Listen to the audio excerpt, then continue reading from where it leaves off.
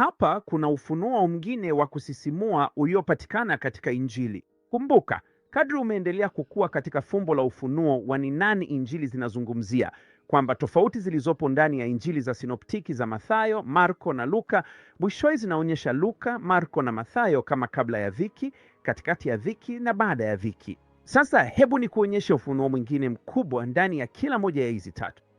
Katika Injili ya Luka sura ya 9 mstari wa 28, naamini ni huo, labda ni 27, tunasoma kwamba baadhi ya waliosimama hapa hawataonja mauti mpaka waione ufalme wa Mungu. Unajua hiyo inamaanisha nini?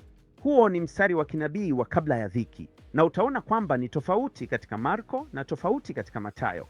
Kwa sababu ya Luka ni kabla ya dhiki, inasema jambo linalofuata utakaloona ni piga ufalme wa Mungu, kwa hiyo kundi la watu. Lakini katika Marko sura ya 9 mstari wa 1 inasema baadhi ya waliosimama hapa hawataonja mauti mpaka waione ufalme ukija, ufalme wa Mungu ukija kwa nguvu. Sasa kwa nini hivyo? Kwa sababu mwishoni mwa muhuri wa 6 tunaweza kuona Bwana anakuja juu ya mlima Sayuni wa mbinguni, na ni wakati wa ghadhabu ya Mwana-Kondoo. Lakini ule umati mkubwa wa katikati ya dhiki hauji hadi kidogo baadaye katika sura ya 7 ya Ufunuo, ikimaanisha kwamba watakuwa wameuona mlima Sayuni ukija, Bwana akija na mahali palipoandaliwa, lakini hawakuenda mara moja. Kwa hiyo watakuwa wanauona ukija kwa nguvu.